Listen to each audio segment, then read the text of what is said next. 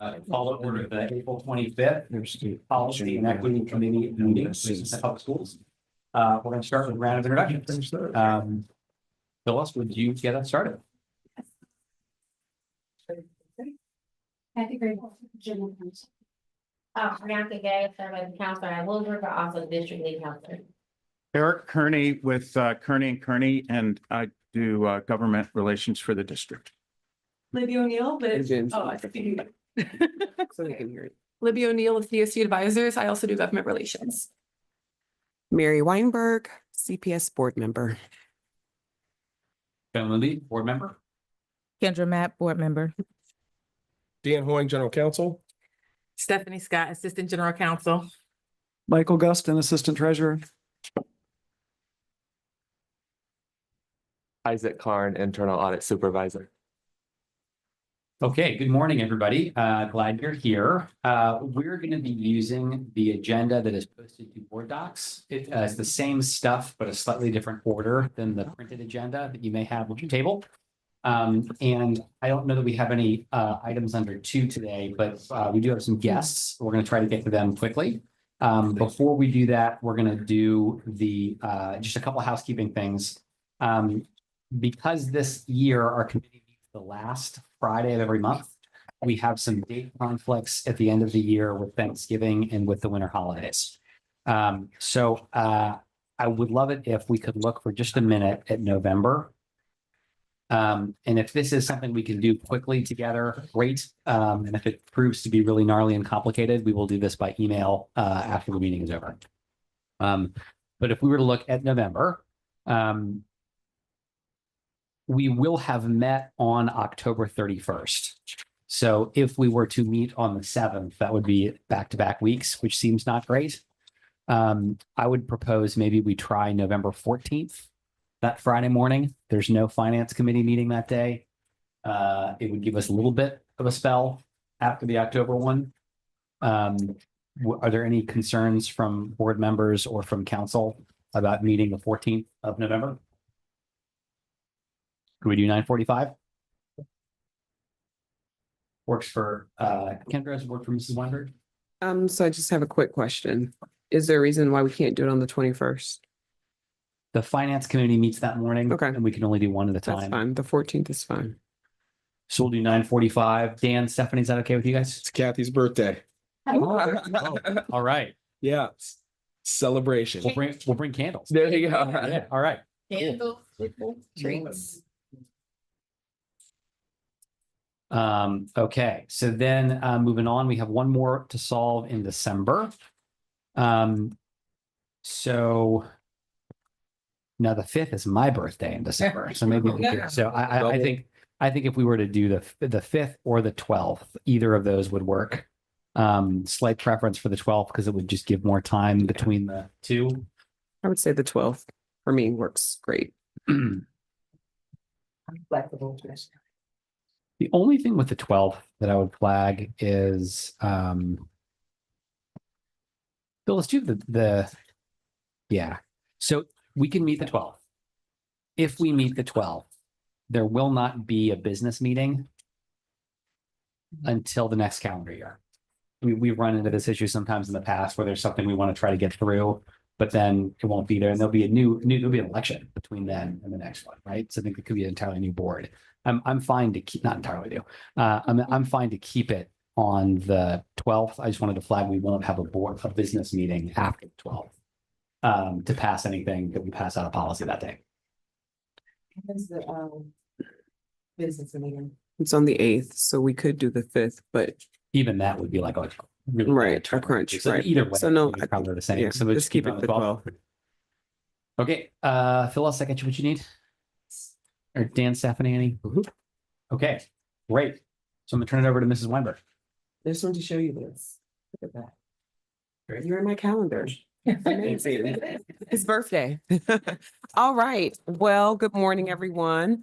I'm excited to kind of get an amazing presentation from our fine guests that are over here to my right.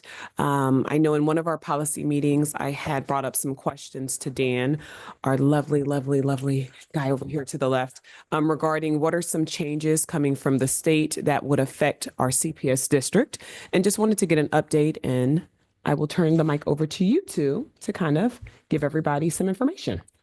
Thank you so much. And thank you to the Policy and Equity Committee. We're very excited to present today. My name is Eric Kearney.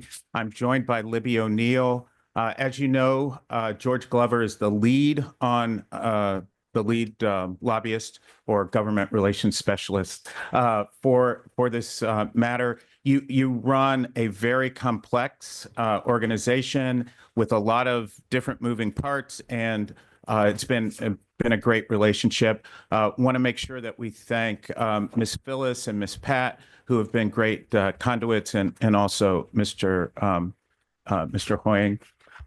You'll notice that there is DSD advisors there. And so George has moved to DSD advisors. Libby is with DSD advisors. And so that is the new relationship. Okay, so Rob has graciously agreed to drive. I've been told to move through the slides and get to the point, so I will. Okay, so we're going to cover the strategy that we use, the system, legislative overview, bills of interest, action steps, and then I'm going to do some introductions virtually. So your organization, as you know, is impacted not only by the State House, the White House, but also City Hall. Just as a note, I do no work for CPS that involves Cincinnati City Hall because my wife is a member of City Council and there's a ethics opinion, so I have nothing to do with it. So the great people at DSD Advisors handle that aspect of your work. So our strategy is 4 parts. We identify legislative and policy champions. That could be inside the legislature, or it could be somebody in the administration. We try and build relationships and with these legislative and policy champions. We share CPS's areas of expertise. This district is very unique amongst the big 8 in the state of Ohio. And so we emphasize all of the great work that you do, and then we track legislation. We have a systematic approach. We have monthly meetings with the superintendent and general counsel. We provide monthly and sometimes weekly reports with bill tracking, newly introduced legislation, and we regularly check in with our local and other state legislators. Just to give you a quick overview, the legislative branch, as you know, Governor DeWine is our governor. Lieutenant Governor is Coach Jim Tressel. And then these are the other statewide officials, Yost, Sprague, LaRose, and Faber. And then in the U.S. Senate, we have Senator Moreno and Husted. Both are new. Husted was formerly the lieutenant governor. And then for CPS, Greg Landsman covers our entire district. Then in the Ohio Senate, this is the leadership. There are 24 Republicans, 9 Democrats. George Lang, who is in Butler County, is our closest person in leadership that's here locally. In the House, there's 65 Republicans, 34 Democrats. So in both chambers, Republicans have super majorities. And then here locally, and Adam Byrd is out in Claremont County, and Dunny Isaacson is the minority whip, and he is here locally. So in the Senate, which is the better chamber, obviously, we concentrate mainly on 3 different committees. The Education Committee, which we're fortunate to have Senator Blessing as the vice chair, and former Cincinnati School Board member Catherine Ingram, who is on that committee, and she is the ranking member. And then on finance, we have Lang, who I've mentioned before, as well as Ingram, so that's very important. And then on the Health Committee, we have Senator Ingram. So we have some powerful connections. In the House, there are four main committees, not to say there aren't other committees that impact CPS, but basically Children and Human Services. Representative Odioso, who coincidentally I went to high school with, is a new representative. He took Bill Seitz's place, and he's on that committee. Also, the Education Committee, he is vice chair. Health is Representative Baker, and Representative Schmidt is in Claremont County, so she has some connection. And then Representative Abrams on finance, who's local in Hamilton County, Representative Baker and Isaacson are both on finance. So we've got some good friends. Then next, there are 24 bills that we track. This was a color slide and it had beautiful colors on it, but the colors have dropped out. Basically, of those 24 bills, 12 of them are in the House. So there's a lot of attention there. 9 are in the Senate. Only 1 has passed the House, 1 has passed the Senate, and 1 has been signed into law. Then, as I mentioned earlier, we track bills. These are the 24 bills that we track. I'm going to pay some special attention to some of them later, but I just wanted to get them all on the screen for you. And it also describes the current status of them. So when we get a bill, for instance, House Bill 172, and either we note that it's something of importance, or Mr. Hoying says something, or Superintendent Murphy, or one of the board members calls us and says, hey, I want you to talk about this. So what we do is we get a copy of the bill that's in the far left-hand corner. We see who the sponsor is, and we do a little bit of research about the sponsor. This is Jonathan Newman, representative from the 80th District.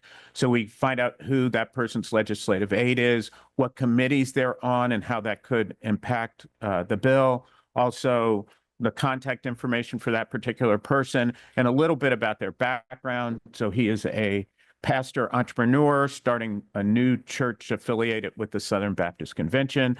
Also, we want to know what part of the state the person is from. So Troy is just north of Dayton, as you know. And then we look at the status of the bill. So where is it? What committee was it referred to? And where is it along the process? So in this particular instance, this bill is to prohibit mental health services to minors without parental consent. It's been sent to the Health Committee. Representative Newman does not serve on that committee, but you can see that there are co-sponsors, and there are approximately 12 co-sponsors. So there's a little bit of traction there inside the Republican caucus. So that's one example. And then another example that I use, the bill that we do not like this bill one bit. It passed the House 62-30. Those are the sponsors, Matthews and Hall. The bill is to eliminate the authority of political subdivisions, such as a school board, to levy replacement property tax levies beginning this year. And so the little chart there shows that it passed the House. It's gone to the Senate, and it's gone to the Senate Ways and Means Committee. But this is the good thing about it. In the Ways and Means Committee, Lou Blessing, who we've had at legislative breakfasts, and we've had a number of meetings here in this building, as well as at schools, is the chair. So we have somebody we can talk to. And then also Senator Wilson, who represents the eastern part of Hamilton County, is also on that committee. So we have some people that we can talk to hopefully steer or quelch or amend that bill. And then this is just a quote from, and that's a quote bubble in case you didn't know what that, oh, it's not up on the screen. But anyway, there's a quote bubble on the slide. It says, the Legislative Services Commission analysis suggests that eliminating replacement levies may make it harder for local governments to pass tax increases in the future. Across the state in 2024, 91% of renewal levies passed. 75% of replacement levies passed. A smaller yet 49% of new levies passed. So really for CPS, having a replacement levy is very, very important. But this is part of the analysis that we do for bills. We also monitor and check departments. So the Department of Children and Education and Workforce is one committee. There's a cell phones in schools toolkit and a treasurer's newsletter, which I know people are familiar with here. But anyway, that's a good website that we visit and monitor. And then the Department of Children and Youth, there's always something that impacts kids that's going on. So we monitor those. And so that gives you an idea of some of the departments. And then some news that we cover, State House news, which is sometimes reported in like the Inquirer or the Dispatch or the Ohio Capital Journal, but we have particular tools. And so this particular example, Rob, next slide, is auditor of state, Keith Faber, next one, is still reviewing new budget language that would shorten the forecasting period for Ohio school districts. It would cut from 3 years to, from 5 years to 3 years, the period over which Ohio school districts must forecast their finances. And so I know that the treasurer's office obviously knows about that, but this gives you an example of the news that we, information that we provide in our reports, monthly and weekly. Okay, action steps. So from time to time, we recommend letters to the Education Committee, that should be committees, and to the governor and to legislators. We provide testimony. We do invitations to events that CPS might host throughout the school year, legislative meetings, and we're working on a legislative breakfast. So that kind of gives you an idea. Now I'd like to do some introductions. You all know George very well, but he's joined a new firm, a very accomplished firm. So Matt Davis is one of the co-owners of the firm, along with the Dinsmore firm. Matt has great experience there, and you can see he's worked for a number of chambers of commerce. He's worked for corporations and inside the administration. Colleen Reynolds is also a partner. She does a lot of development work, very well known throughout the city. And then we have Libby O'Neill. And Libby, I'm not going to introduce you. You're going to have to say your own. Yeah.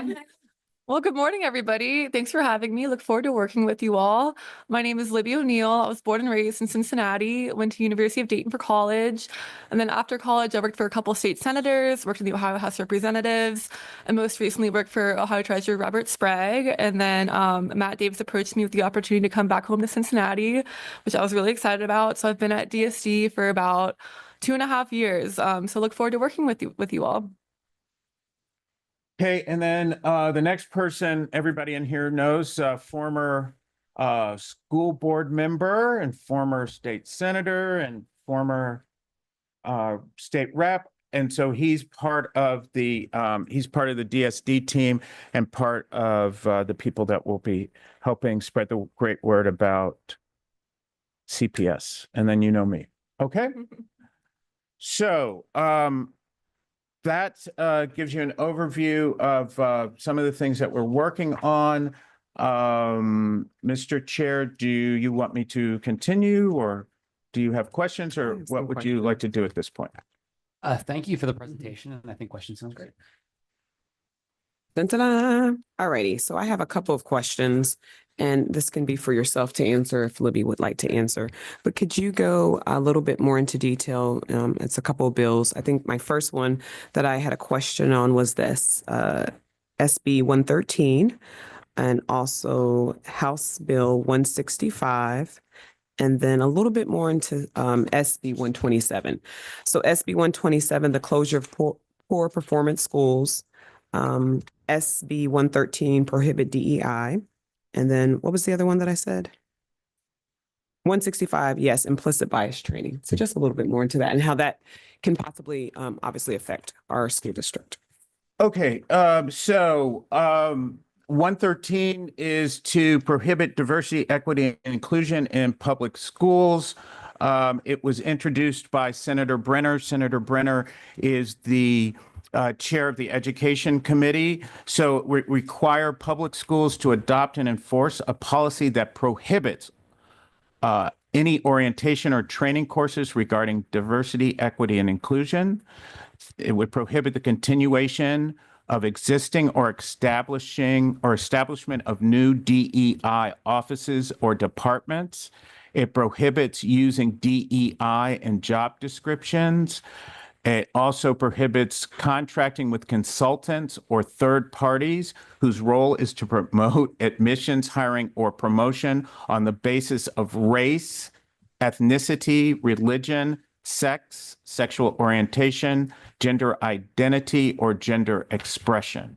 And it requires each public school to establish a complaint process for alleged violations of the policy that complies with standard adoption by the Director of Education and Workplace. So currently that 113 is, Senate Bill 113 is in the House Education Committee. Last month, it had its second hearing. You know, I have not spoken to Senator Brenner about this particular bill, but my sense is if it's in his committee and he wants it passed, I think it's going to pass. And so once it gets out of committee, I'm not sure what the Senate president will do with it. And then if it, let's say it gets through the Senate, I think the House would probably be inclined to pass something like this. So that's my gut. Do you have anything you'd like to share? Yeah, my only add is this seems like pretty similar to Senate Bill 1 that was recently passed that impacts higher education. And so it seems like the goal is to maybe have this through K through 12. But again, as you mentioned, Senator Brenner is the chair, but kind of just a brief overview. The legislature will be working on the state operating budget for the next couple months. So that will be their main focus. And so I wouldn't expect to see too much action on this legislation until they come back and after the summer break. That's my hunch. Because right now they're just really focused on the state operating budget, but we'll certainly keep an eye on it. Okay. And I think Okay, so let's go to 165, which was introduced by Miller and Representative Miller and Brewer.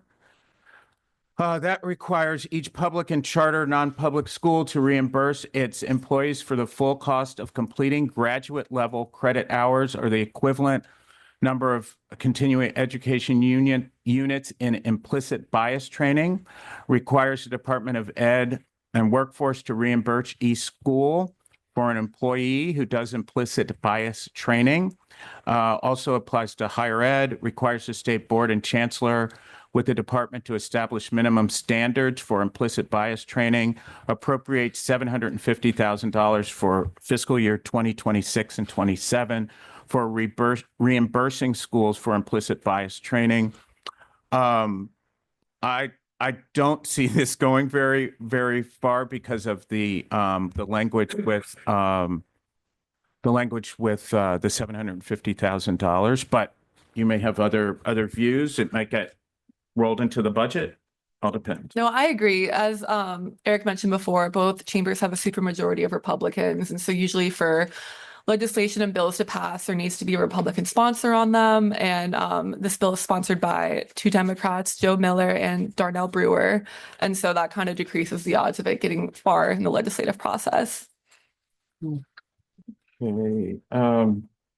Board member, would you remind me of? yeah, so the last one was the SB 127 closure for performance schools. And I think Oh, that would be my okay. last question that I have. Okay.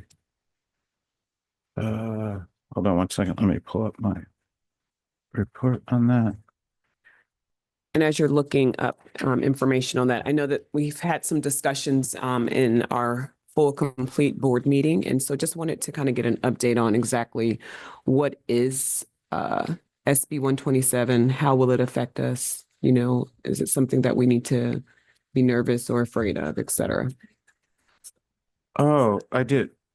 Okay, I looked up the wrong bill. I apologize. Thank you, Libby. See, that's why Libby is Working here. together, see?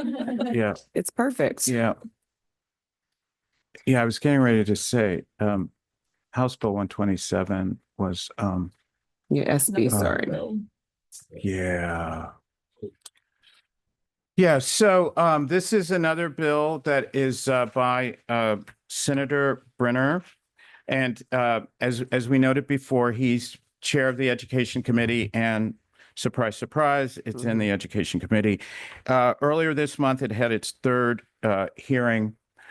So it would revise public school closure laws to require any school district operated building, community school or STEM school that meets criteria for the 3 most recent school years to close or take other remedial action, prohibits the Department of Education and Workforce from considering report cards issued prior to 24-25 school year and determining whether a school is subject to closure or remedial action requirement, and makes the bill effective July 1, 2025. So I don't think this bill will get passed before the General Assembly breaks. Typically, that'll be June 30th because they'll have the budget completed. But I think this is one of those bills that we've run into before that sends a signal. And so we need to be prepared because there's obviously some, they're trying to send a message to public education. Thank you. Those are all the questions that I have. So. So thank you for the presentation. I do have a question around House Bill 172, requiring parental consent for minors with mental health service, which is something that's already expected. But I really want to bring this up because we are talking about a mental health and wellness policy that's actually on our agenda for today. So just wanted to be clear if there's anything that we need to know pertaining to this particular House bill. You know what? I keep doing it the wrong way, don't I? Libby, I keep getting the chambers confused. Okay, so we talked a little bit about this bill earlier today. I don't really see it moving before. I mean, it might move after the break, so that we might want to come back to in the fall. This was introduced by Representative Newman. There were about 12 co-sponsors, so it's got a little bit of momentum. I haven't heard anybody talking about it. It was referred to the House committee, and it has not had its first hearing. Okay. That's not Health Committee. That's not necessarily unusual because, as Libby mentioned, the House has been focused on the budget. So I think. For now, this is kind of dormant, but it could emerge in the fall. Okay. So I don't know if you have any. No, I agree with that.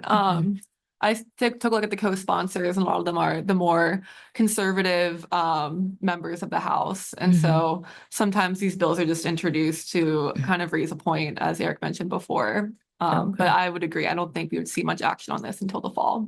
Okay, thank you. And then lastly, could you just expound on the pertaining to the difference between moving from the 5-year forecast to the 3-year forecast and having to submit, I guess, that information within that 3-year window? Can you share what some of those challenges or disadvantages may be, ideally, that you think may occur? I know Treasurer Wagner spoke on it maybe at a recent meeting, but just to hear from your perspective what this actually would entail. So this is part of the budget that the House passed. This is policy language. So not a lot of people think that the budget only includes finance, but no, there's some policy that is wrapped into the budget. And so Senator, he was Senate president when I was minority leader, but now he's auditor. So Auditor Faber wants it moved from 5 years to 3 years. And the reason that he asked the General Assembly to do that is because in his mind, he would like to determine whether a district is financially unstable earlier rather than later with the 5-year reporting period. Now, I do not ever want to speak for the Treasurer's Office because I know that their job is super complex.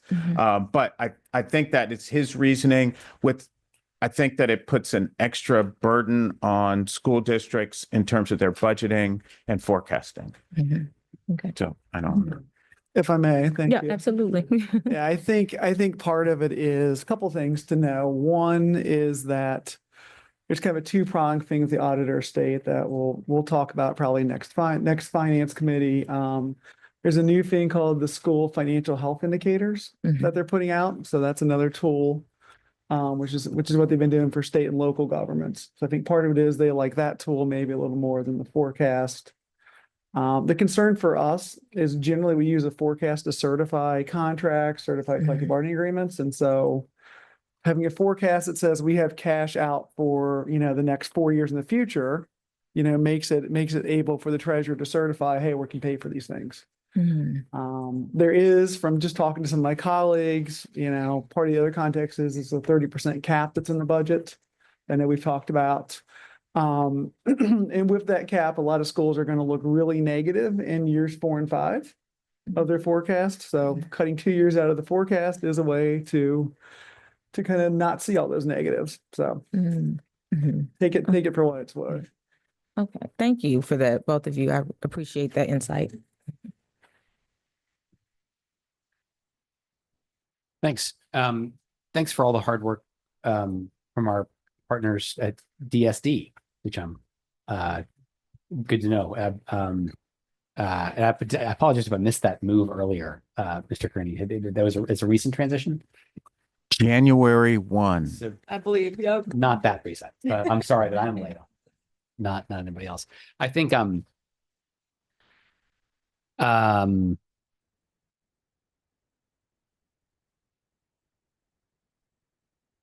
have a question that I'm thinking about, and I don't have an answer to it. And I think it's a question for Mrs. Weinberg and for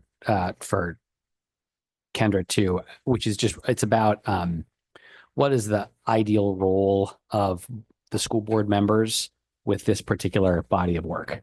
I think there's, and I have thoughts that just point in a lot of conflicting different directions. And my proposal was, let me just raise this and plant the seed, and then we can talk about it at a future meeting, because I certainly don't have an answer. I think the things that point me in different directions is there's so much going on in Columbus. And I am admittedly very skeptical of our ability in this room to get Republican leadership at the State House to change what they are doing on anything. I could be wrong. I would be happy to be wrong. But like, my estimation that they are going to listen to what we have to say about this is real low. And so part of me just wants to be honest about that fact. Like, I think being honest with each other, being honest with the administration, being honest with voters really matters. And some of these things drive me crazy. And I think they're terrible. And I don't think anything I say is going to change any of that. And so I think I'm trying to figure out one, if that's wrong, tell me, that'd be great news. If it is right, I just want to find a way of infusing that into how we talk about these things. The other thing is, and I promise I'll come back in 1 second, even if I'm right, and there is absolutely no way for us to change what the Republican leadership in Columbus is going to do, I still think there's a role to play in being clear about what our values are. And I'm all in to do that. If we're going to do that, I think we need something other than just a policy committee meeting. And these things happen on such a rolling basis over the course of the year. I think we need some guidelines about how many times a year and under what circumstances. Like, is our board going to say something, and who are we saying it to, and how are we getting that message out? Because as much as I appreciate the hard work that our team does, I don't know that millions of people watch the policy committee meeting, and so I feel like if we're going to do work in this space as a board, I want us to be clear on what our role is, and I want to have a strategy that really does something. And so I think, again, that's why I was saying these things point in different directions, and I don't know where to take them. But I wanted to raise this, and then if we don't have a solution today, that's okay. But I'd like us to have a kind of coherent approach to all of this soon. Mrs. Weinberg. So I'm actually very happy that you brought up those points. I think our role as board members is definitely with the life of our voices. And you may be right, you say that we will not be able to change, certain individuals to view or perspective. But I think if we're silent, that doesn't help. So it is good for us to figure out from you all, and this is going to be one of my questions, what is the schedule or timeline of how board members or even community members could know how to advocate, whether it's going to the state house, whether it is writing those particular letters. How do we know when to start that process and being able to be kind of upfront, and if we're able to be there in person? What would you recommend? And so that goes along with the process question of what is the process? I know you shared those three things, but how do we then take that into action? Okay, through the chair, I would say a couple of things. One is, I think that CPS, you underestimate the influence that you have. Now, it's not power, but it's influence.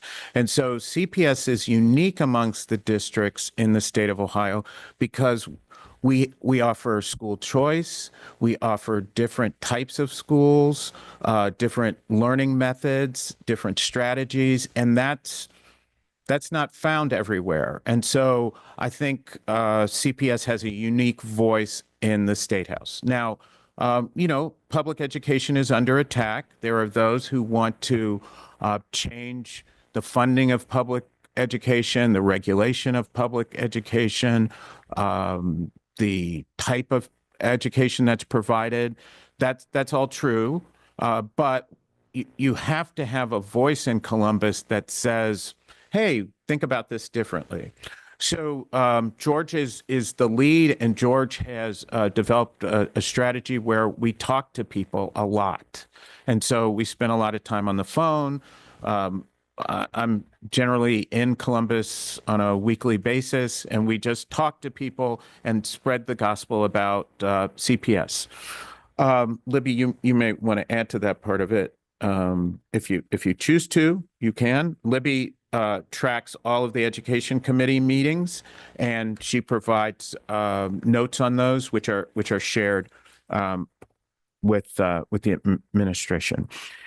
Also, I would say that the second part of the question is that I think that injecting yourselves into the discussion in Columbus is something that's strategic. So if everything happens and we're against everything, you kind of get tuned out. But I think Mr. Hoying has done a good job in strategically saying, hey, this is really important to us. We need to really get people fired up about it and send letters in and develop a strategy around advocating.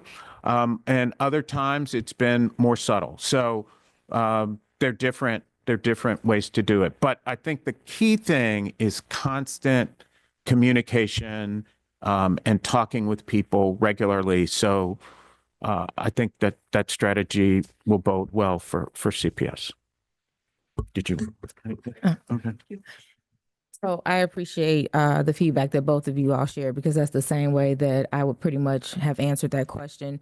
I think one, is most important that we are informed about what these legislations entail, and also being able to be knowledgeable about what it entails, so that we can effectively communicate that to the public, so that then we can say what is important for us to advocate for. And not only just communicating that to the public, but making sure that there's momentum and consistency around it. And so I think that that is one of the strategic ways of addressing these, concerns. And so yes, we have to be clear on what our position is, and being a united front in that and communicating that out, and not just one time, but consistently communicating that message. And again, I think it's something that we can continue to discuss in terms of what approach and what strategy we take. But I do think the general public, as well as the board, we have to be knowledgeable and clear about what the legislation entails.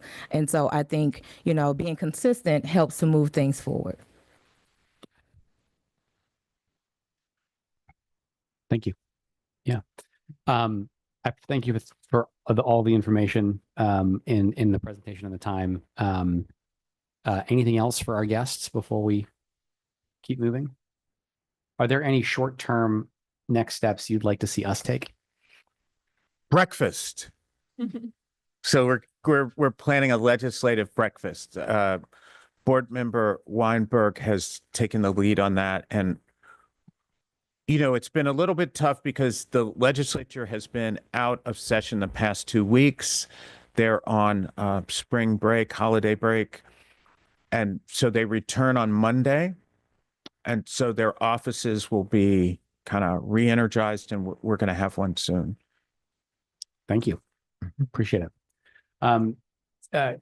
You all are welcome to stay. You also will not offend us if you head out. We're going to move to item. So we're in kind of our standard agenda. We're in the section on topics submitted by board members. We have two here from Dr. Moffett, and made a couple of notes. So on the, I had sent an email to her a couple weeks ago, trying to make sure that we gave attention to the issues that motivated her to put these on the list. Her response on immigration policies was that the resolution we'd passed as a board some weeks ago addressed the reason why she wanted it on the agenda. So I think we can move that one off because it's been addressed. The second one, the transgender student protection under Parent Bill of Rights from Governor. The note she sent me was that anything that is pending with our new DEI guardrails, and I have to be honest, I wasn't totally sure what that meant. And I wasn't asked counsel, does that, is there anything under this topic that comes to mind for you or from her response? No, I DEI guardrails, I would think, and wouldn't relate to the transgender kind of Okay. laws that are coming out. So I'm if anybody else has any other aspect of either of these two bullets that they would like to make sure get discussed today, we do have time for them. Is there anything else on either of those two? So one point on the transgender policy is House Bill 8, which has been passed, signed, and becomes law this year, requires the board to requires a new policy. This is the Parents' Bill of Rights policy.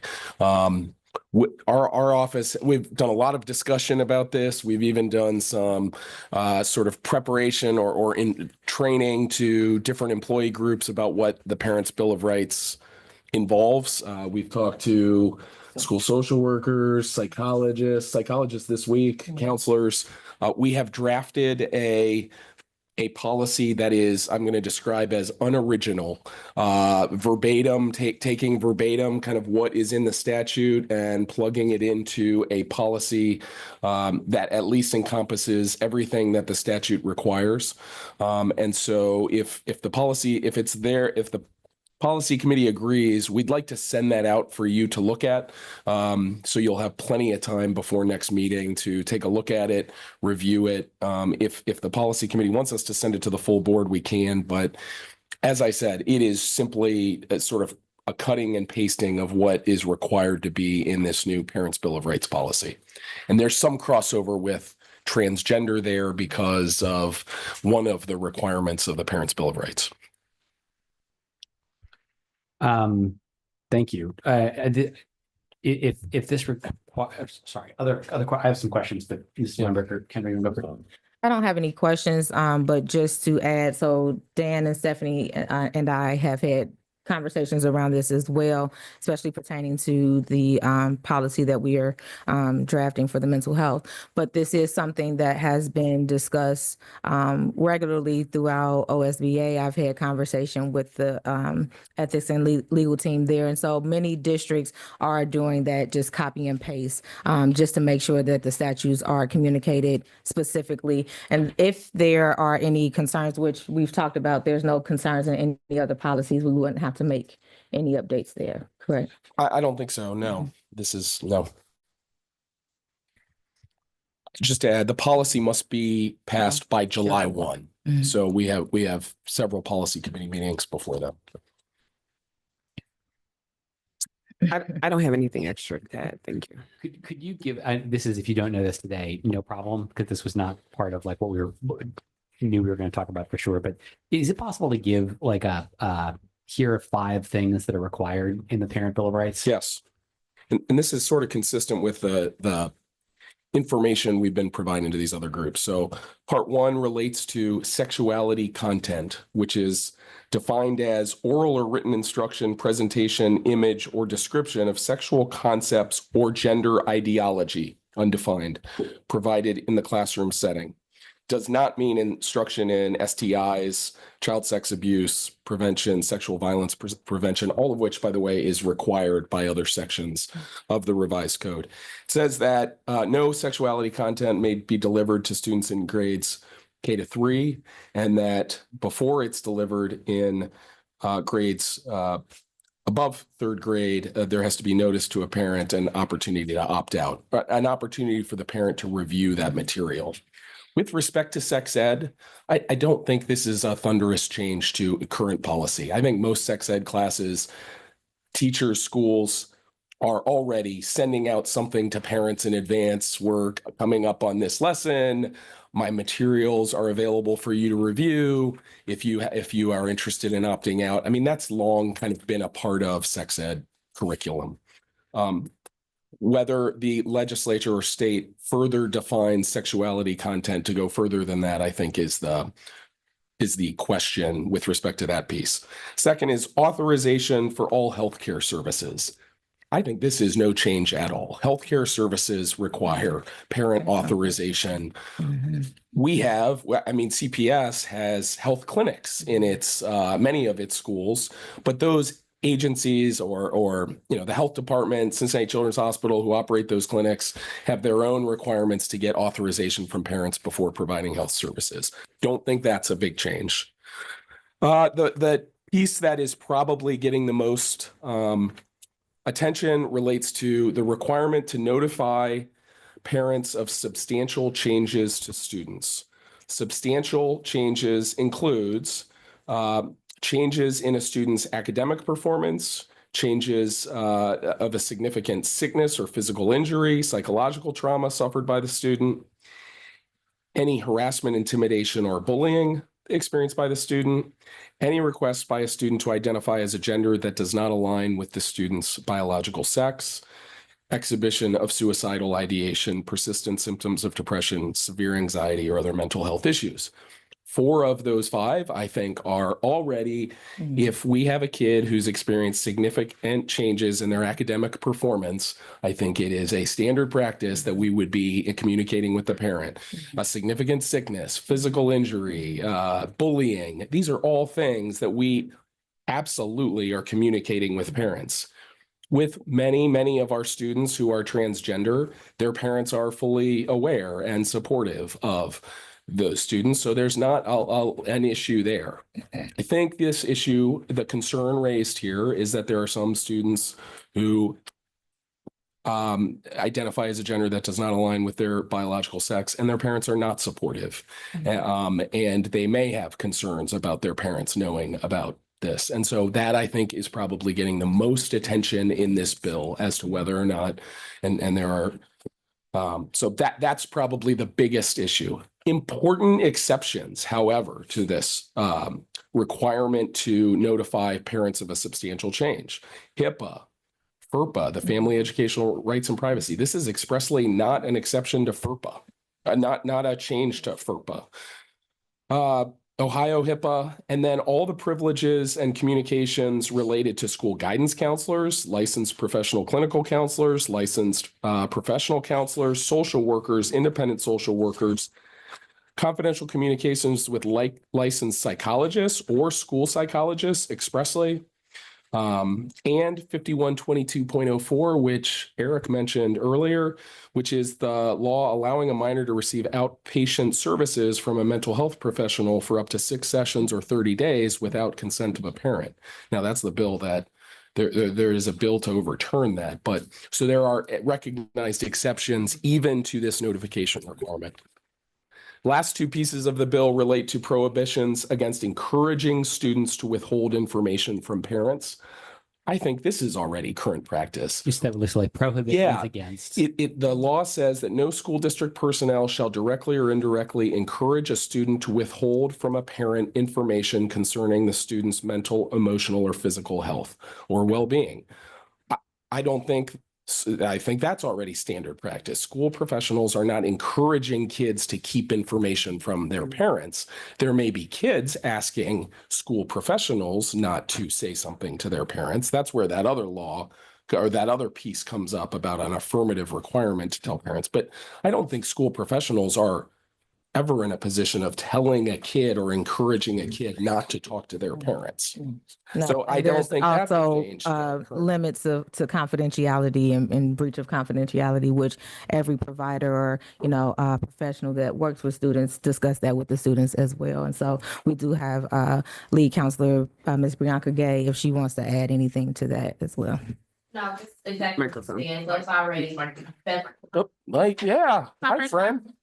Yeah, exactly what you said. It's all something we already do. Practice, we have to do our confidentiality statement every time, just because we know that some things come up and we got to make sure the students are aware that we have a responsibility to your parents because we want to make sure that you're safe. And that's just the main thing. So it's already in practice, like Dan said. So that's the statute. The last piece is you have to put an appeals process in place. So we've put that into the policy as well. So those are the elements, much of which again is not a change to current practice, but there are folks concerned about certain aspects of this as well. Thank you. Colleagues, any?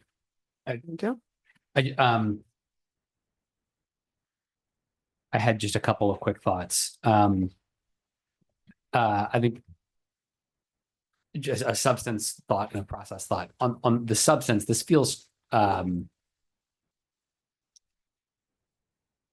it feels so easy to react to things coming out of Columbus and like, oh, this is some Orwellian, trick. We're calling it a parent's bill of rights, and it's really out to kind of destroy. Like, and when you read through the things, a number of those things are pretty reasonable.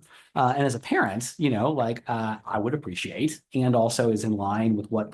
So just I think like trying to sort. It's easy to have a negative knee jerk, and sometimes it's warranted.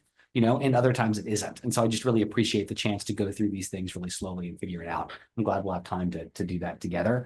I think the other thing, part of why I was asking was there were all these, I sent this to the board yesterday, but and apparently so did the superintendent, but the Times article about the districts who were winning in court against some of the Trump requirements. I was really inspired by districts that weren't, who were, proactively suing the administration, saying that this is unconstitutional. And so part of why I was asking about some of the details was I was wondering, could we do some of those things? And could there, and maybe it's not on this one, but just I don't think this will be the last time we have a conversation like this, and are there opportunities not to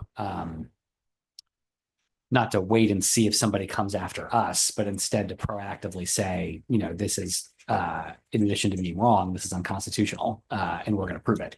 And I'm not saying we do that here. I'm just saying that I'm not sure what the next couple of years are going to be like. I think,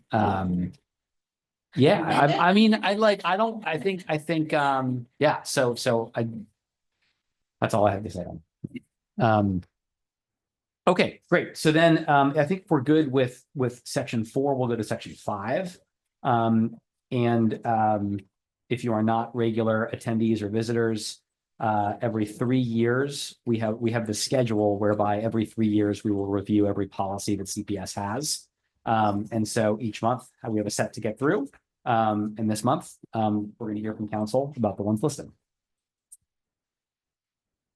Yeah, so a couple of these policies, I believe, are based on earlier requests to review policies that might affect immigration or students who are immigrants or refugees. And so those will be the first two, and I'll talk through those quickly. We haven't asked for any changes in those, but I wanted to highlight important points of those first two policies. So policy 5111, we've gotten a lot of questions about what the district's policies say about enrollment of immigrant and refugee students. Policy 5111, which you have in front of you today, is our policy that describes the eligibility of resident and non-resident students. And importantly, within that policy, there's a sentence which is underlined, which says, to quote, that CPS enrolls students regardless of their immigration status. It is not a qualification of attending or enrolling in public schools to be of any particular immigration status. That is frankly an irrelevant characteristic when a kid is enrolling in schools. We don't ask about it, and we avoid keeping records about it. So I think there was several requests about policies that relate to immigration, and that was one that I wanted to point out. Glad to take any questions on 5111, or I can move on to 5540. There's no recommended. No. Correct. And we've talked about this in some full board meetings, a couple of times. We have. But thank you for sharing. Yep. Anything else from others? Okay, we can keep going. Yeah, 5540 is similar. No recommended changes, but this relates to interrogation of students. We've gotten lots of questions from the board and community about what would happen in the event that there was any kind of ICE, Immigration Customs Enforcement activity that occurred at a CPS school. And what we've been training, and it's honestly been a good opportunity for us to remind schools about the requirements of Board Policy 5540, which relates to interrogation of students by any kind of law enforcement agency. And our rule is that for any law enforcement, including ICE, that would want to question our students, we are required to contact parents. And unless there is some reason that the interrogation must take place at school, in that case, we have an adult that must sit in the meeting with the student and the questioner. So there's really not a reason for the most part for our students to be questioned at school. I would put the one exception where students are sometimes questioned at school is when there's a question about the child being safe at home, and the investigators, typically this would be JFS, using the school as sort of a place of last resort. And that's how we describe it to JFS investigators, a place of last resort to interview a student. And even in those circumstances, we have to have an adult in the room from the school. So from either the principal, assistant principal, or some other trusted adult from the school. That's our policy. We've done a lot of training on this in the last 3 months. Principals, assistant principals, front end clerks and front office staff. I think we did social workers. Lots and lots of groups that we've trained on these policies. Again, no recommended changes, but just wanted to, I think that's why the policy remained on for review. Thank you very much. Yep. Any questions? Okay, going to move on to 6835. Turn it over to our audit committee. I think there's some audit reps here that will, Isaac will describe the changes proposed for the audit committee charter.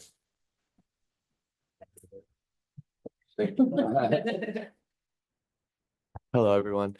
So one of the responsibilities of the audit committee, which is an extension of the finance committee, is to annually review the adequacy of the audit committee charter.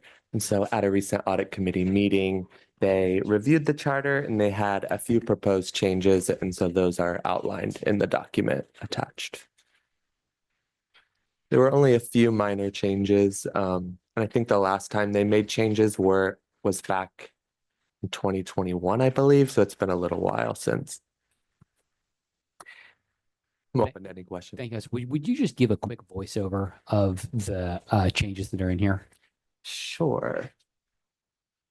So I know that one of the main changes related to committee members must reside within the school district boundaries. And so that actually was kind of keeping out a lot of the prospective applicants from joining the audit committee.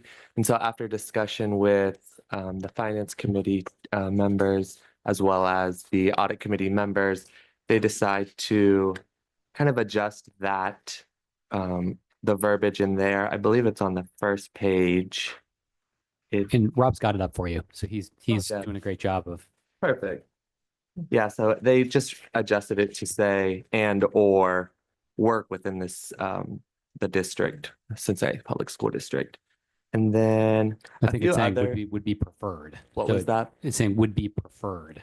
So it Okay. leaves open. I think that I was on audit last year when you all were Oh, talking about yeah. this. I think it's like the, Yeah.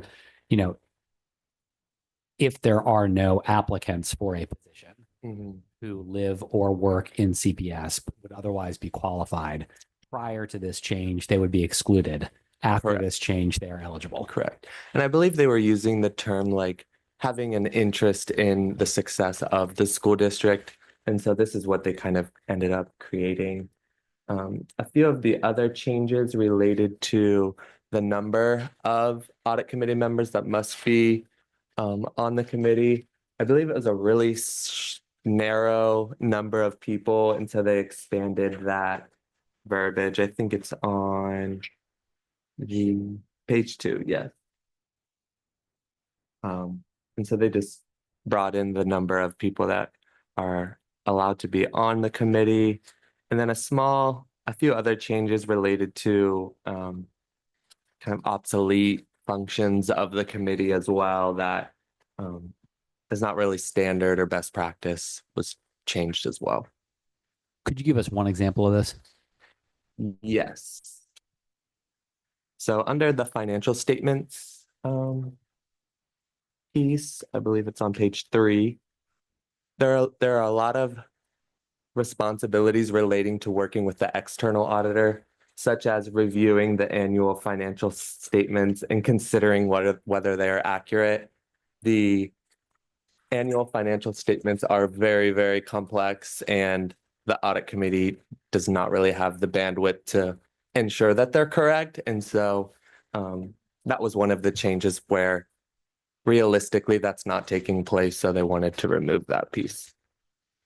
That's helpful. And correct me if I'm wrong, but having an audit committee at all is an elective decision that CPS makes. Correct. So in theory, I'm not advocating this, but we could strike the entire charter, strike the entire committee, and not violate any state or federal rules. I'm not sure about that, but possibly Dan would know that. Or Mike, I don't mean to, like, I'm what I'm trying to say is I think these are fine because everything we're doing here is above what the minimum requirement is. I just wanted to check to make sure that that's accurate. I believe there are 3 or 4 school districts in Ohio that have an internal audit department and an audit committee. The 3 big districts, and I believe Dayton and Toledo also have one. Thank you. Anything else that's worth talking about as a group from your perspective, Isaac? I don't believe so. That was it. Any questions or concerns from board members? Okay, so as the next step, so we're going to recommend out of policy committee that these changes go through at the next relevant business meeting. And I think, Phyllis, what's the next one that we could do that well? I'm sorry, Maple. Great. And then that works okay with the schedule of other things that the board office has going on? Great. And then I'd like for us to decide in the meeting whether something is substantive enough that it should be pulled out of the consent agenda. I mean, any board member could ask for it to be removed if they would like. From our perspective, does this feel like this is a substantive thing we should talk about, or does this feel like something that can just go through in the consent agenda? I was going to say consent too. I don't think it needs to go in. I'm all for shorter meetings. Let's put it on the consent agenda. Thank you. Anything else? Otherwise, we'll keep on moving. Okay, on to mental health. All right, so thank you for allowing us to bring this back to the policy committee.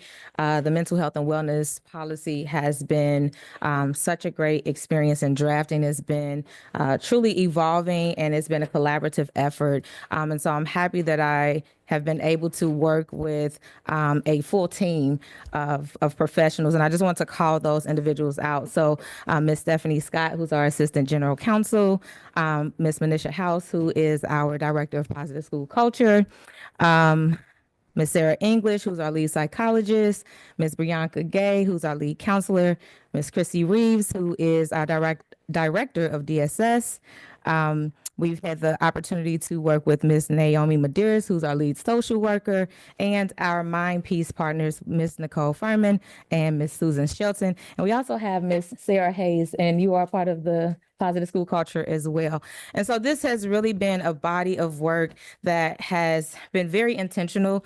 The last meeting, we talked about the different goals, and those goals have still remained the same. Some of the things that I do want to call out is for goal 1, we had the opportunity to allow each professional to define what their role of practice is and their scope of practice is. And so you will see that there's so many similarities and also some differences. But the work that every professional does here is all working collaboratively to support the overall wellness of our students. And so I think this is a great point to identify that level of awareness, because a lot of people don't really know what each professional does. And so this is really bringing that attention to how we service our students, right? And so just wanted to bring that to your attention.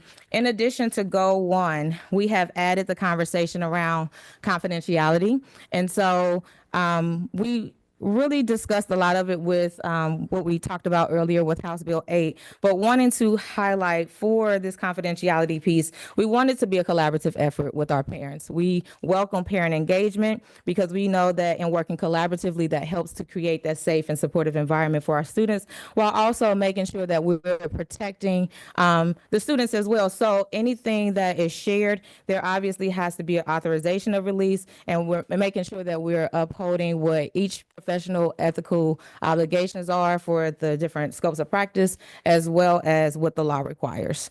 So those are some things that I just wanted to bring to your attention.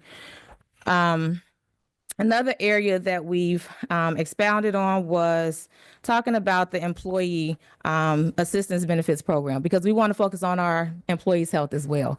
We know that they do so much, right? And so we want to make sure that they are supported and they have access to resources as well. So really expounded on that area.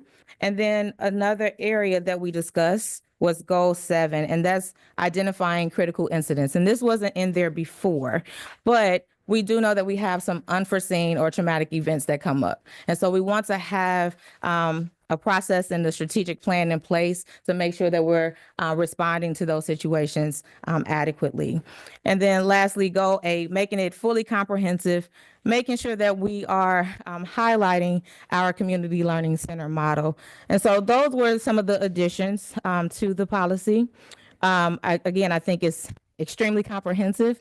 I appreciated being able to consult with the American School Counseling Association, OSBA, as well as the Counselor Social Work Marriage and Family Therapist Board, and they all have agreed in just me sharing what this policy draft looks like, agreed that it was very comprehensive and that we touched upon everything that was really important to our student wellness.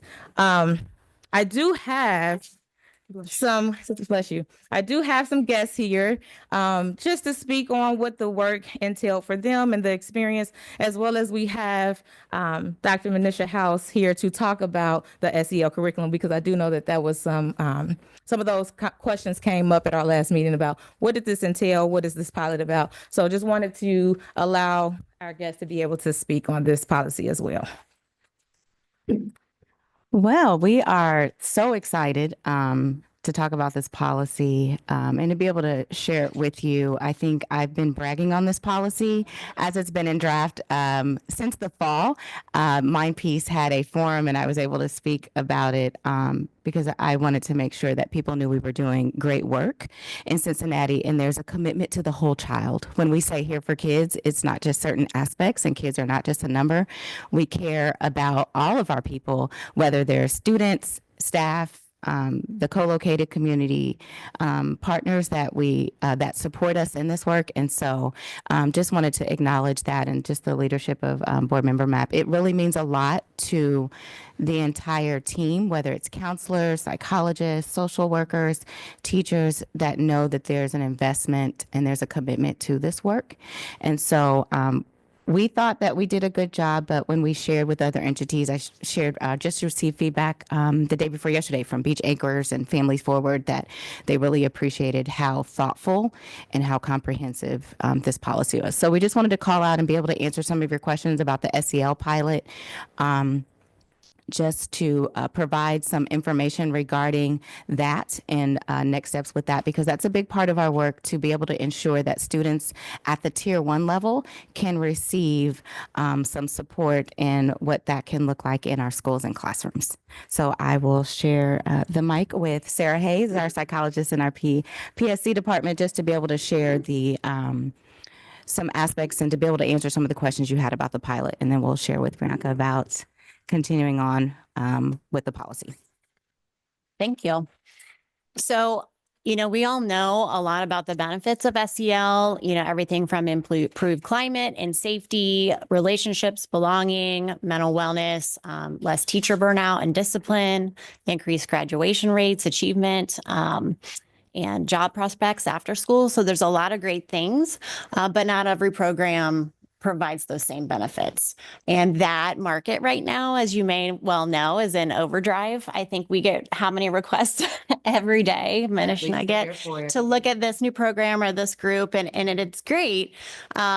But we really need to pick something that is evidence-based and that also meets the specific needs of our community. So I just wanted to talk a little bit about how we picked the 4 programs that we did, and then, get into some of the specifics of the pilot and some of our initial feedback from some of the teachers who are testing it out in the field right now. So next slide and next slide. Okay, thank you. So one new study that came out recently, it was a meta-analysis of over 400 studies, over 50 countries, looking at, what are those specific components of SEL instruction that makes it effective. And the first is being that it's sequenced. So just like academics, we want to build from those small, discrete skills to more comprehensive skills. So it really needs to be thoughtful, just like reading, math, or anything else. Active learning is always best for students. That it's really focused on SEL and not just kind of that incidental teaching, which is also important, but we really need to be focused when we're teaching these skills. And with that it's explicit. So we're modeling those skills with students, we're having them practice, and then we're giving them that explicit feedback. Having focus on skills and school climate is really important. Multi-component approach. So we're looking at programs that include not just that explicit skill instruction, but also family components, community components, school-wide components.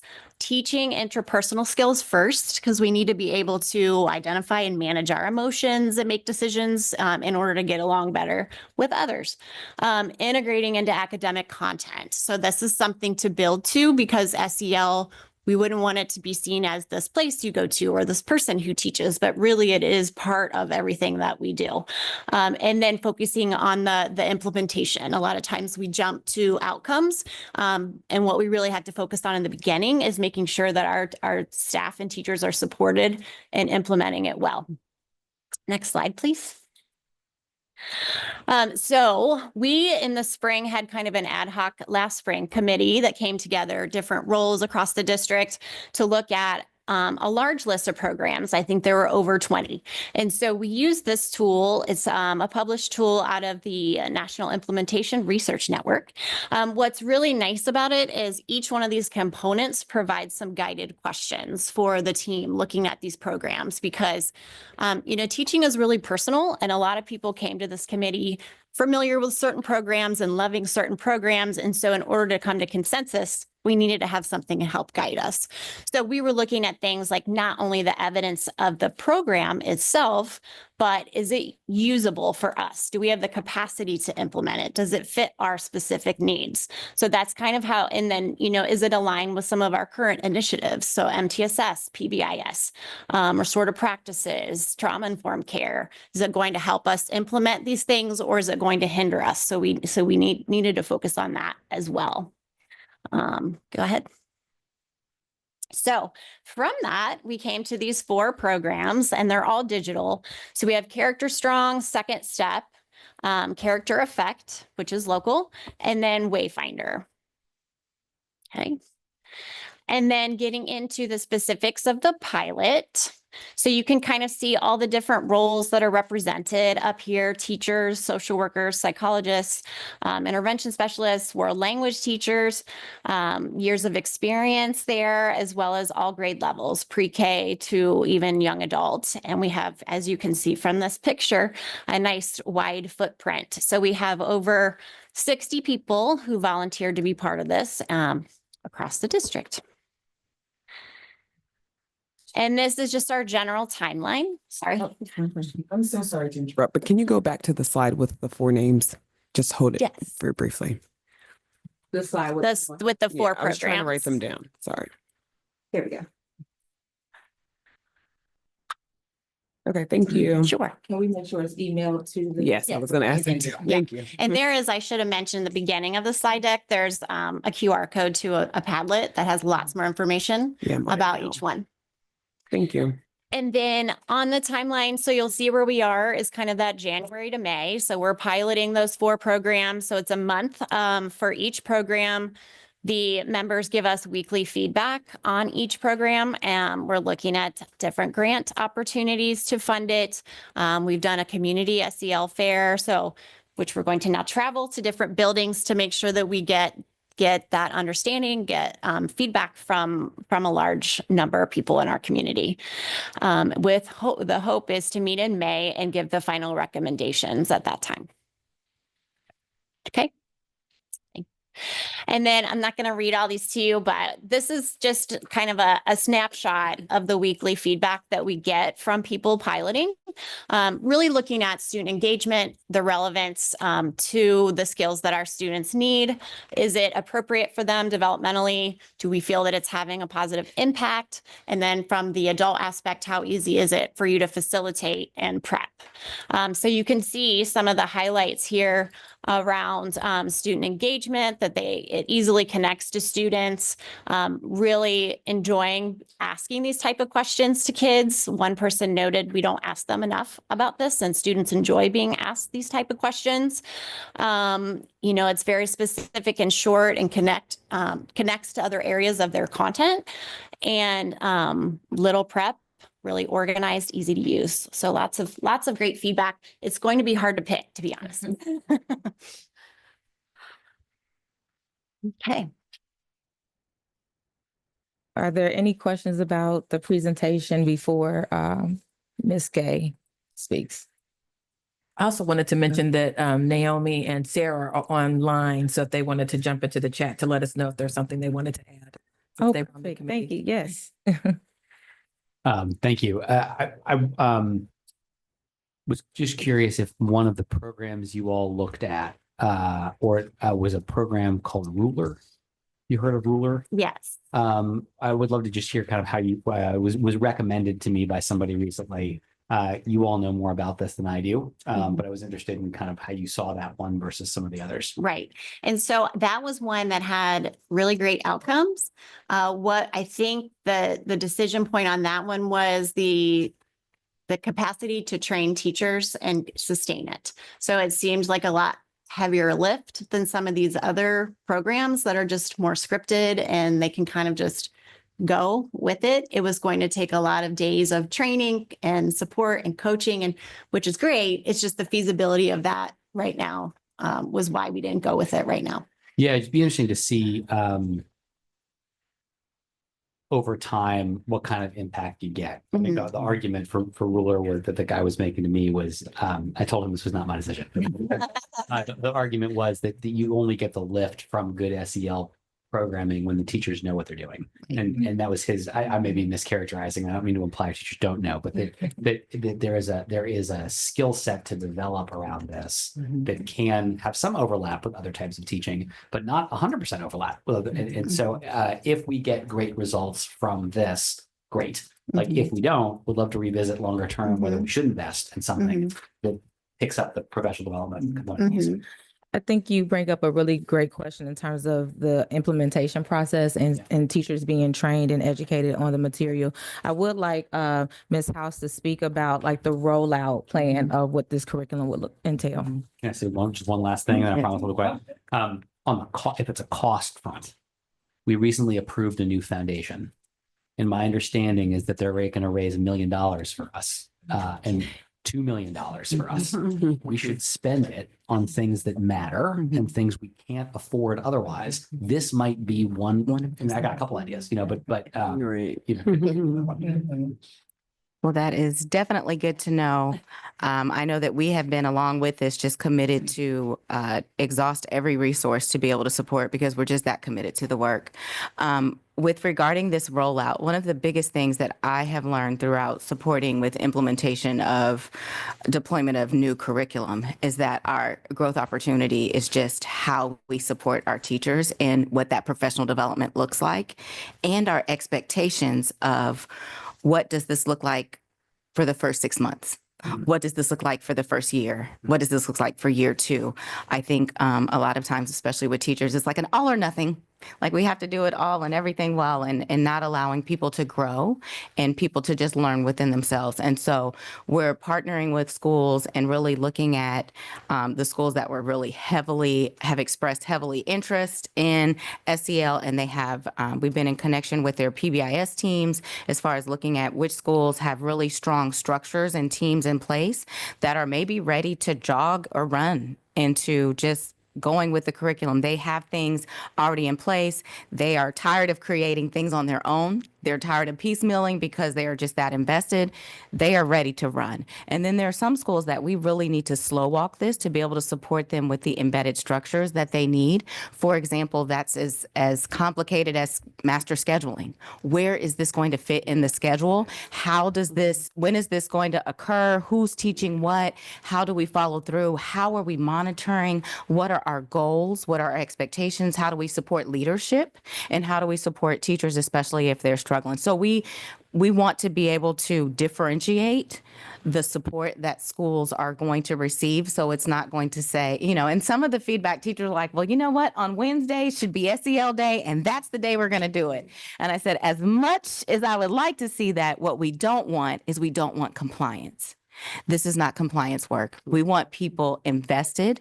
We want people that believe in this work, and we want them to feel safe that they have the support to be able to do it at the rate and the pace that they need in order to be successful.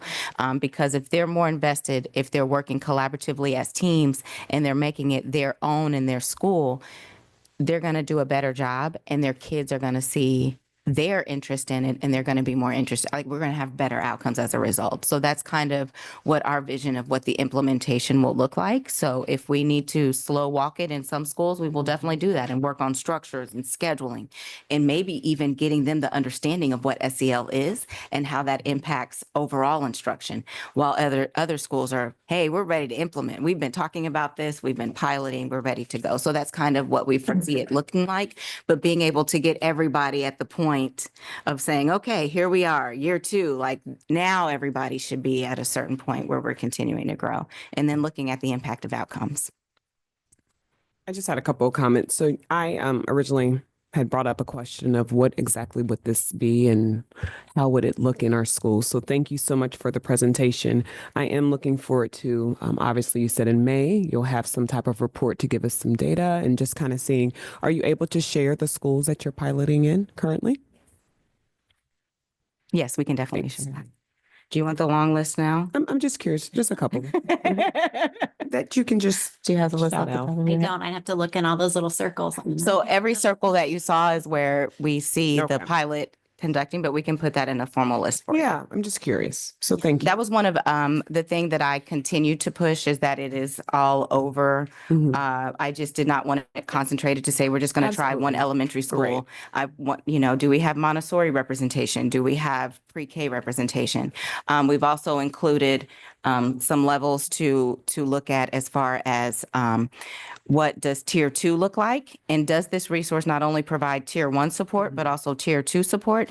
If we have Strides classrooms, how can they utilize this same curriculum and resource, and other, how do we ensure that it's developmentally appropriate regardless of the space that students are in? And so that's one of the things that's why it was so important for us to be all over, all grade levels and years of experience. If I've only been teaching 2 years versus more, how does that play out as well? Well, thank you. Thank you so much. Can you hear me? Or do I gotta push something? Push the mic. It's green. All right. I'm excited about this policy because I love how we keep saying commitment, because it's a commitment to our students and also staff of just overall mental wellness. And just working in the building, also being the lead counselor, but in the building every day, it's needed. Our kids need to be seen. Our staff need to be seen as far as just making sure that they're burnout, making sure we're being intentional. So I love that everything about this policy is being intentional. And I think that is how we get to everything else. We have to take care of this part before we can get to the academics and anything else, because I seen it firsthand. A student can't concentrate if it's too much going on. So it's needed. It needs to be prioritized. And I love that this district is going this way and building the culture of, mental wellness. That's all I have. Thank you. Rob, did you say something? Oh yeah, a comment from Naomi Medeiros. She says she has nothing to add, just very excited about the initiative's approach our district is taking to implement SEL and mental health supports that are truly making a difference for students for academic success. So she was part of your committee. Also, while I'm on mic, I also, if you want to speak during the speaking of the public session that'll be coming up at the end, please click the hand icon and we'll invite you to come over at the end of the meeting. So that is all that I have for our presentation on the mental health and wellness policy. Again, this is rooted and anchored in our guardrail to honor the whole child. And so this is really creating that framework of what that will look like, again, with intentionality. We want to make sure that we're promoting educational equity. And to Ms. Gay's point, this is how we do it, because this is going to help us see the results academically, behaviorally, socially, and emotionally, and create that culture of wellness within our district. And I think that's something that we want to advocate for and promote. So thank you. And as we move to next steps, so that we can put this on the business agenda for the next board meeting? Correct. Now, I do want this to go on the business agenda for May 5th. I do want this to be an opportunity for board members to give their feedback before anything is approved, because I think that's important. And so then we as a team will be able to take it back and have deliberation about it. In addition to, we want to have feedback from community members. We want to have feedback from parents, from teachers. So I think that will give us time to prepare to present it again for approval and adoption at the May 19th meeting. That's great. So Phyllis, does that give you everything you need in terms of next steps? Great. Mr. Wynn? Yeah. So not for approval, but for like a review. Discussion. Yeah. So we're not doing a resolution. for No. example. Correct. Okay. Review. Yeah. If that is, I can talk to Dr. Moffitt to see if it can go on the agenda for the SEL curriculum. Okay, yeah, yes. So yeah, Great. I will definitely ask her. And again, a huge thank you to the team. And I think, correct me if I'm wrong here, but whether or not there's a presentation, we definitely want it listed on the posted agenda. We definitely want it listed without a resolution, so we can, okay, but great. Okay, thank you very much. It's exciting. Thank you. You are welcome to stay for the last part of our meeting. You also will not offend us if you head out. We have just a few last things before we adjourn for this month. We've gotten through everything on item 5. I have a couple, when we get to other business, a couple very short things. I don't have anything under 6, continued discussion or new assignments. Anybody have anything else? Yeah, we have 3 assignments that I'm not sure we'll get to today, but glad to. One is, I think 7510, there was an ask to look at the use of facilities policy, especially with respect to our alcohol waiver. That's the note I had here. Oh, good. Okay. Same note. Yeah. But that's, So one thing I think is simple. One was to change, it says that alcohol waivers need to be reviewed by the Public and Partnership Engagement Committee, which doesn't exist. I think there was a request to change that to the Policy Committee to update to current practice. yeah, We could do that easily and move it forward. that's fine. The second piece was the harder, whether there's any interest in reviewing or revising the sort of process for getting an alcohol waiver. Let's look at that today. Yeah. Like, we can put that on the agenda for next time. I do not have an interest in changing our current process, but I'm one person. We can certainly talk about it as a group next time. Yeah. So So then that will give us, anything, others? Dan? Yeah, and then two policies that came from finance, student fees. I believe that's just to make the that permanent. Remember last year we stopped the Right. district-wide school fee, the $26 or whatever. And is that to make that permanent? I mean, that's the big discussion topic. The current policy specifically calls out this school year and doesn't call out any other school years. So in absence, I guess, of action, it would revert back to collecting fees, right? It reads effective 24-25, so you could, Four, okay. Yeah. But yes, I Yeah. agree. or maybe it's a 4. Yeah, so that's probably the biggest piece. There's some other like just cleanup language that we put in as well, but it's really about whether the board wants to continue or wants to resume collecting fees or make that a permanent. Yeah. Yeah. And then the second is on the cash balance policy that's been proposed, I think, by the treasurer's office and discussed in Yeah. finance. We can put both those on next month if you'd like. Yeah, that sounds fine. And just, I think when with that next month, I don't think this committee has special powers on finance, like in what's a good idea or what is not a good idea. I think what we can do is make sure that we are following the process for updating policies correctly. So I think I just would want to ask, like, what's the recommendation from finance? What's the recommendation from the treasurer's office? Not, so that we're responding to really careful thinking that has happened from experts ahead of time. Is that Understood, in yes. line with what you were thinking? Okay, great. Great. Do we have, Rob, any speakers this morning? We do not. Okay. Any other business from board members? Or from council? Yeah, I just have one more. And And no rush. Sorry, I don't mean to rush it. No. I think, Mm. please take your time. it's a note. It's not actually in policy, but HB 257, which was passed earlier this year and is actually now effective, and was titled to authorize certain public bodies to meet virtually, and I think was intended to allow certain public bodies to meet virtually, has an unfortunate, I think, everything I've read is an unintended and unfortunate like change to the law, which says that public bodies, no member of a public body may meet virtually if they are if they were elected to that position, which means that our sort of longstanding practice, and honestly, almost all boards, I think, practice Don't count for a quorum, but you can at least listen in. that you could listen in, that you could exactly participate in discussion. Challenge, because I'm going to be gone for the June policy meeting. So we get. So let me refine. The OSBA has taken the position that because committees are appointed and not elected, that it may still be possible for committees to, again, there need to be an in-person quorum, but that somebody could participate virtually on the phone or whatever. So we could just recast a business meeting as a committee of the whole and a business meeting. So And that that's- person that's- joins for part of it, yeah. drops off for the second half. We could go around. The question becomes whether you're elected to that body or not. So if you're elected to the Board of Education, you know, a Board of Education meeting technically Yeah, it's is. the committee of the whole. Yeah, meeting. I mean, We it is step out. just, it seems to be, that's not their intent or anything, but this has been sort of talked about. There is nothing in our current board policies that relates to this sort of attending virtually. I checked. I think I'd maybe wait to add anything to see if this gets sorted out at some point. Yeah. But I wanted to bring it to your attention at least. Never a dull moment. Yeah, that's right. That's right. Thank you. Yep.